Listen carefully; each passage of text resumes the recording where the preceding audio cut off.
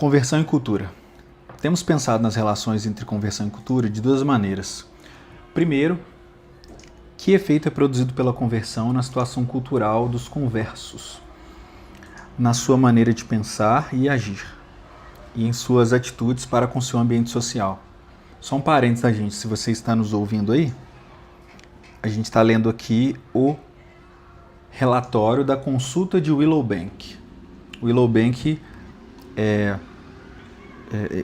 a consulta de Willowbank é um evento ligado ao movimento de Lausanne que foi feito para conversar, para falar sobre, que juntou algumas autoridades teológicas de várias partes do mundo para falar sobre fé e cultura, basicamente. Então, eles focaram nesse assunto e depois do movimento de Lausanne, né, do Pacto de Lausanne, que foi um evento gigantesco com pastores do mundo inteiro, mas com muito mais gente do que as consultas, eles fizeram vários outros eventos para ir especificando o que eles achavam em cada assunto específico, né? Enfim, então a gente está lendo aqui o de Willowbank, que é de 1978, se não me engano, né?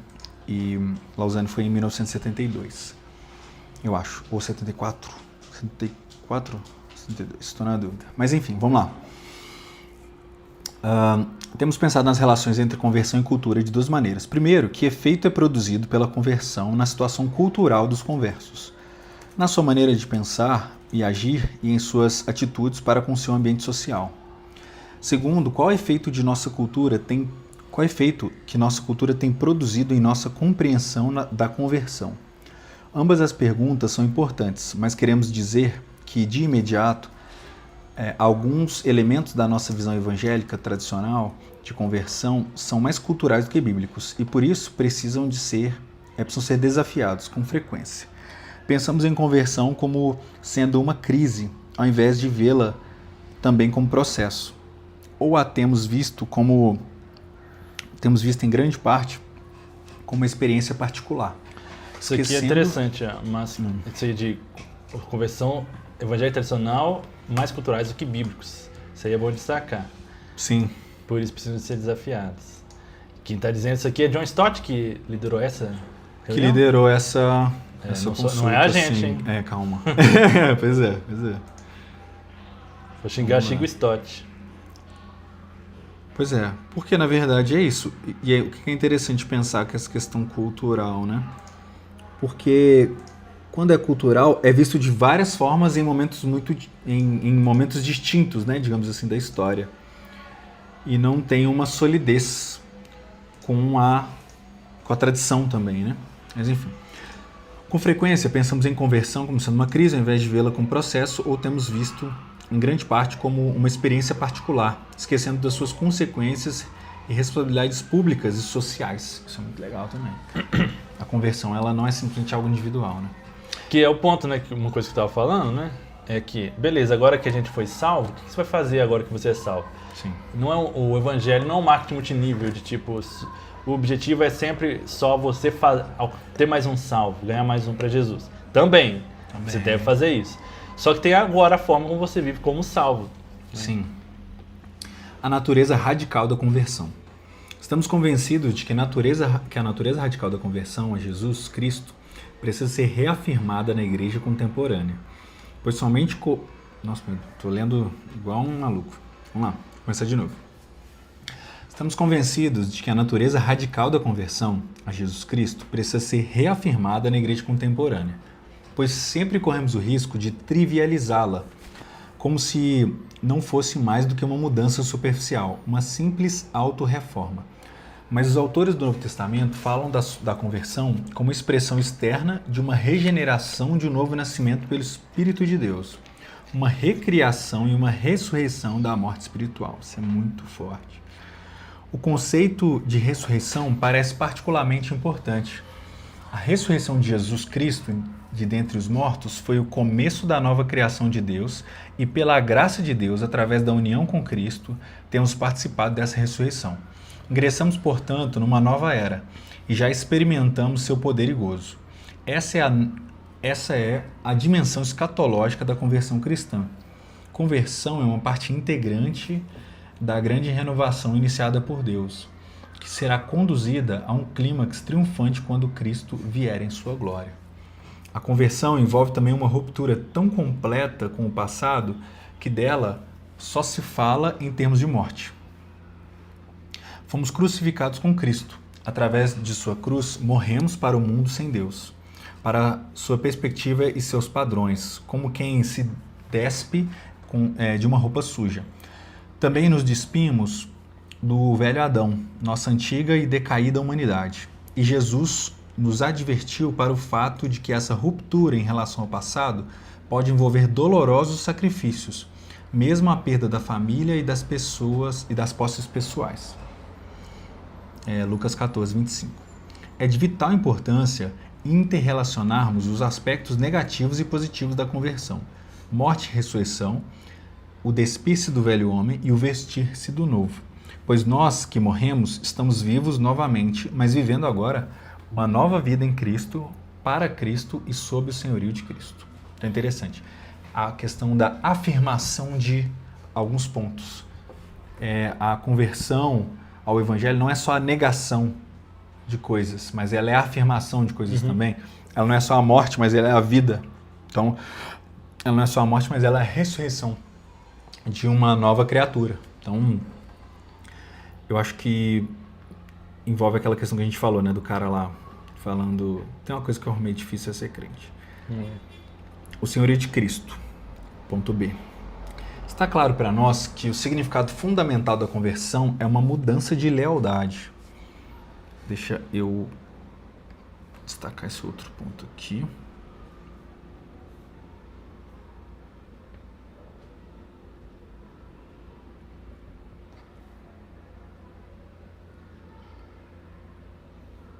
Está claro para nós que o significado fundamental da conversão é uma mudança de lealdade. Outros deuses e senhores, ídolos todos, tiveram domínio sobre nós, mas agora Jesus Cristo, que é vívida sob, o princípio, como é que é? Mas agora Jesus Cristo é Senhor. O princípio que governa a vida do converso é o fato de que ela é vivida sob o senhorio de Cristo, ou, o que vem a dar o mesmo, é vivida no reino de Deus. A autoridade de Cristo sobre nós é total. De maneira que essa nova lealdade libertadora conduz inevitavelmente a uma reavaliação de cada aspecto de nossas vidas e, em particular, de nossa cosmovisão, nossa conduta e nossas relações. Primeiro, nossa cosmovisão. Estamos de acordo em que o cerne de toda cultura é alguma forma de religião, mesmo que seja religião e religiosa, como o marxismo. Cultura é religião tornada visível, Bavinck. Isso é forte. Cultura é religião tornada visível. Cultura é religião tornada visível. Os antropólogos vão ficar malucos. Bavinck, ele é teólogo? É o Herman Bavinck. Herman Bavinck escreveu aquele livro As Maravilhas de Deus. E religião é um conjunto de crenças e valores. Por esta razão, estamos usando cosmovisão como expressão equivalente. Pois é, ele está usando a religião como expressão equivalente à cosmovisão. É que essa é uma coisa complexa, né? Mas vamos lá. Você vê que cada autor, o cosmovisão, não tem uma definição só. Cada autor, ele parte... Mas é que aqui ele está fazendo também já um tipo de... Como é que eu posso dizer? É que assim, religião... O que define religião também, né? Tem muita gente que acusa... Tem essa discussão, tipo assim, você é ateu, mas você é um ser religioso. Esse é um pressuposto teológico, na verdade, né? Porque o homem é criado para ser religioso. Então, tipo assim, como você tem um conjunto de pressupostos e, enfim, coisas que você considera que são... qual que é o nome? São axiomas, né? Então, tipo assim, aquilo é tão firme, digamos assim, na sua visão de mundo, que é meio inquestionável. Todo mundo tem isso, né? Então, nesse sentido, aí os teólogos vão dizer, né? Tipo assim, mas isso é uma religião, né? Sabe? Por ser algo inquestionável, né? Só que é complexo, porque isso aí entra numa questão epistemológica, né? Porque como que a gente detém o conhecimento do mundo, a gente sempre tem que partir de algum lugar, né? Então, essa pessoa que está fazendo uma afirmação, mesmo não tendo uma religião, ela está partindo de algum lugar. Ela partir de algum lugar significa que ela é religiosa? Essa afirmação dela, essas convicções dela, não seriam convicções diferentes, na verdade, de um tipo diferente de uma convicção religiosa? Entendeu? Porque para mim, na verdade, você tem lá esse lugar do pressuposto, do axioma, Assim, tipo assim, o que é mais firme para ela. Beleza. Aí, por exemplo, a pessoa fala assim, eu sou da ciência, certo? Pensando na pessoa que fala assim, eu não sou da religião, eu sou da ciência. Beleza. Essa pessoa, ela parte de algum lugar e tem uma afirmação que ela acredita. O tipo de afirmação e o tipo de certeza dela é um tipo. Porque mesmo que ela tenha esse pressuposto dela, ela está querendo se validar pelo método científico, certo? Mesmo que isso não aconteça. Mas é a ideia. Nós, quando a gente faz alguma afirmação religiosa, nós temos essa afirmação religiosa como uma questão de fé. E a gente sabe disso, e tá tudo certo. Então, tipo assim, eu não acho que deveria ser menor, diminuído nessa equação, a pessoa que afirma uma coisa por fé, entendeu? Então, nesse sentido, não precisa a gente falar que as pessoas que têm um outro tipo de ideia sobre o mundo, que elas são religiosas naquilo que elas acreditam, entendeu? Entendi. O James confuso, Smith né? prefere Isso, falar que que ele não acha que o ser humano é homo religioso, Isso. em latim, né? Mas ele é homo litúrgicos. Isso. Ele está sempre inclinado à adoração, né? Okay. Ele tem uma visão ele tem um telos direcionado a algo, ele fala nesse sentido. E aí que não seria religiosos, mas litúrgicos. Sim. Que é uma definição que eu gosto. Deixa eu ver como é que tá. Mas acho que é importante a gente fazer a distinção que é uma afirmação teológica, sabe? Ver como é que tá a bateria aqui, velho.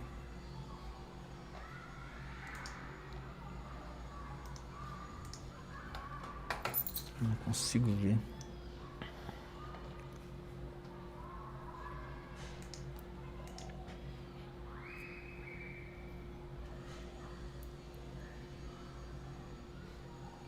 Tá de boa.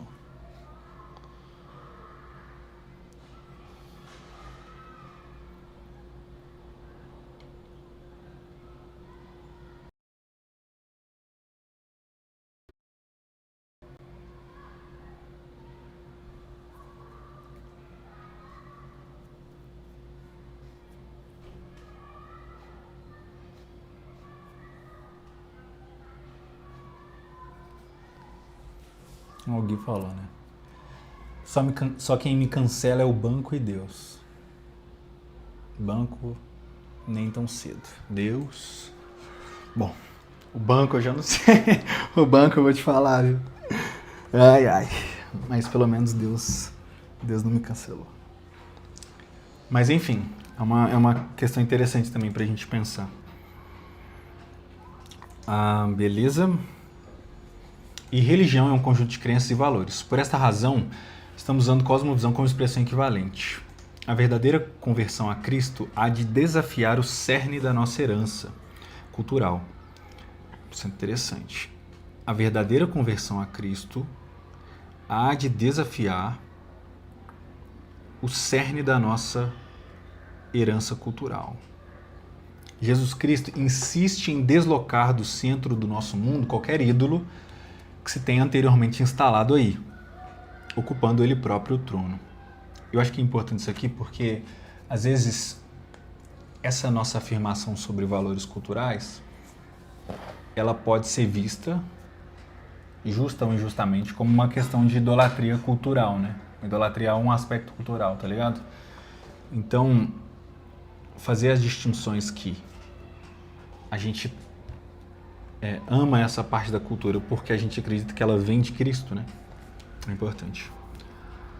E que essa distinção que já foi feita, a verdadeira conversão há de desafiar o cerne da nossa herança cultural. Então, tipo assim, os ídolos, eles têm que ser constantemente realmente confrontados, né? Essa frase é até boa de ter no nosso... É. Tá destacado aí? Tá, mas interessante. A verdadeira conversão a Cristo há de desafiar o cerne da nossa herança. Eu vou tirar um print dessa página, porque ela tem essas duas citações interessantes. Jesus Cristo insiste em deslocar o centro do nosso mundo. Qualquer ídolo que tenha anteriormente instalado aí, ocupando ele próprio o trono. Essa é a radical mudança de lealdade que constitui a conversão, ou pelo menos o seu início. Então, uma vez que Cristo tomou o seu justo lugar, tudo o mais, então, começa a mudar. As ondas de impacto vão do centro para a circunferência. O convertido tem que repensar suas convicções fundamentais. Isso é metanoia. Arrependimento, visto como mudança de atitude, a substituição da vontade da carne pela mente de Cristo. Naturalmente, o desenvolvimento de uma cosmovisão cristã integrada pode levar uma vida inteira, mas, em essência, está lá desde o início. Se crescer, as consequências explosivas não poderão ser preditas. Naturalmente, o desenvolvimento de uma cosmovisão cristã integrada pode levar uma vida inteira, mas em essência está lá desde o início. Se crescer, as consequências explosivas não poderão ser preditas. Segundo, nossa conduta. O senhorio de Cristo desafia nossos padrões morais e estilo de vida ético. A rigor, isso não é arrependimento, mas antes fruto digno do arrependimento. Isso é importantíssimo. Ou seja, mudança de conduta que resulta de uma mudança de perspectiva. Tanto nossa mente quanto nossa vontade devem submeter-se à obediência de Cristo. Ouvindo casos específicos de conversão, ficamos impressionados em ver a primazia do amor na experiência do novo convertido. A conversão liberta tanto da introversão, que está preocupada demais consigo própria para se preocupar com os outros, como do fatalismo, que considera impossível ajudá-los. A conversão é espúria se não nos liberta para o amor. Terceiro, nossas relações, embora o convertido deva fazer o máximo para evitar uma ruptura com a nação, tribo ou família, surgem algumas vezes conflitos dolorosos. Está claro também que a conversão envolve a transferência de uma comunidade para outra, isto é, de uma humanidade decaída para a nova humanidade de Deus. Isso aconteceu desde o início, no dia de Pentecostes. Abre aspas, salvai-vos dessa geração perversa, foi o apelo de Pedro. Salvai-vos dessa geração perversa, foi o apelo de Pedro, de maneira que os que receberam sua mensagem foram batizados na nova sociedade. Dedicaram-se a uma nova comunidade e descobriram que o Senhor continuava a acrescentar dia a dia os que iam sendo salvos. Ao mesmo tempo, sua transferência de um grupo para o outro significava, antes de tudo, que eles eram espiritualmente distintos, não socialmente segregados. Importantíssimo. Isso aqui é chave para nós. Espiritualmente distintos e não socialmente segregados. Isso é coisa linda. Tem a ver com diálogo, antítese, identidade. Eles não abandonaram o mundo, pelo contrário, ganharam um novo compromisso com ele.